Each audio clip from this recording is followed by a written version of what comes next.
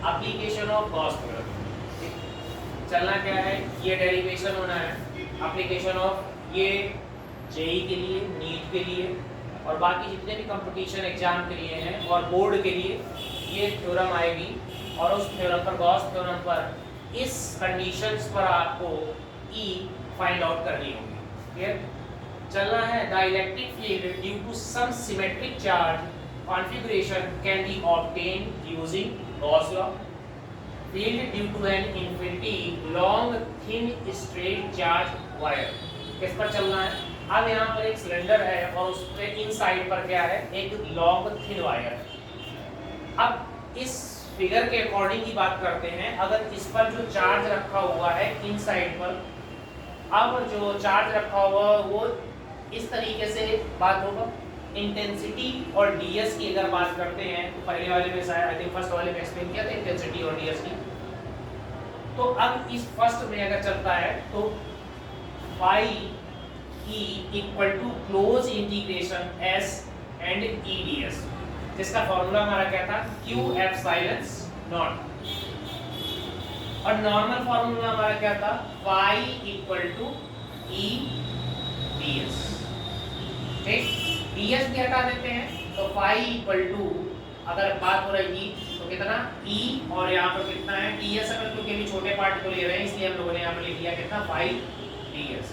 ठीक है, बट अब यहाँ पर जो है फर्स्ट वाले में phi e equal to close integration s e ds equal to q upon f epsilon naught.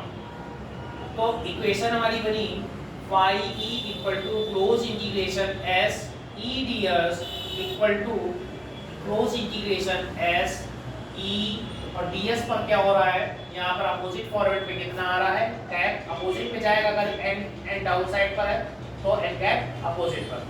तो अच्छा वैसे भी ध्यान दो, यहाँ पर e जो है बाहर देखो, या बाहर जा रही है तो इस पे भी तो बाहर ही जा रही होगी। पर ये वाले e की कंडीशन देखो कि अगर एजेस पर देख रहे हैं तो ये फिगर बन रहा है और यहाँ मतलब d, तो ये ds इधर की तरफ आ गया बाहर की तरफ और ये e इधर चली गई।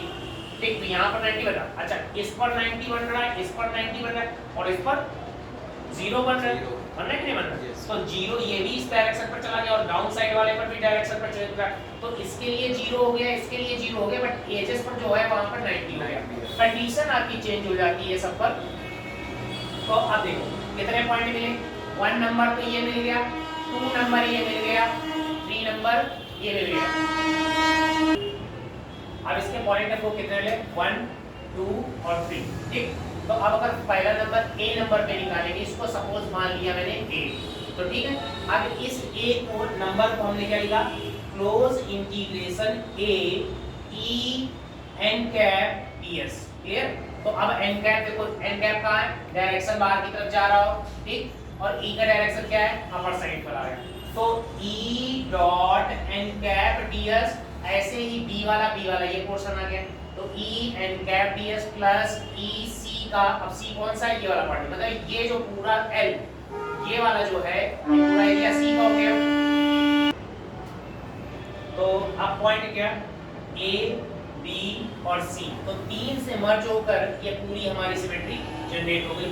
अब इस सिमेट्री में अगर a का अलग से निकाल लें, b का अलग से निकाल लें और c का अलग से निकाल लें, तो अब यहाँ पर बिटवीन द e और जो ds है यहाँ पर थीटा बना। तो अब क्या रख दिया, अब थीटा के फॉर्मेट में रख दिया कितना, close integration s e ds equal to close integration a। अब देखो a पर कौन सा एंगल है, a जो है एजेस पर है 90, तो e ds cos 90। अब देखो b पर चेक करो, b ये वाला एजेस पर है, इस पर भी e 90 मतलब theta 90, so close integration b e ds cos 90। अब बचा कौन, एक और बचा सिमेट्री का, तो integration c e ds cos 0, भाई दोनों एक ही डायरेक्शन में, तो ये 0 बन गया। अच्छा और cos 90 वैल्यू 0, cos 90 0 और cos 0 1। अब तो एक ही तो बचा, कौन सा बचा, ये वाला c वाला। तो डायरेक्टली हमने क्या लिखा, equal to close integration c e ds। देखो c ये पहचान बता रहा है c, अदरवाइज a चला गया, b चला गया, only c remaining, so we can write directly close integration c e ds। तो e ds इक्वल टू, अब ध्यान दो अब अगर c का बचा है तो ये तो पूरा जो सिमेट्री बचा उसका एरिया कितना है हमारा 2 पाई rl, सबका अलग अलग हो गया, कल वाले में जैसे उसमें स्फीयर में था। तो इसका कितना है 2, तो eds ये ds तो कितना है 2 पाई rl। तो अब 2 पाई rl फंक्शन में ना हमको फार्मूला कितना है आपका सिलेंडर में q इक्वल टू लैम्डा तो होता ही है, तो कितना होगा e 2 pi rl equal to क्या बन गया lambda l upon q epsilon naught, और ये जो है पूरा क्या होगा डाउन साइड में चला गया, तो कितना बना e equal to lambda upon 2 pi r l, l cancel, so we can write e equal to lambda upon 2 pi epsilon naught r।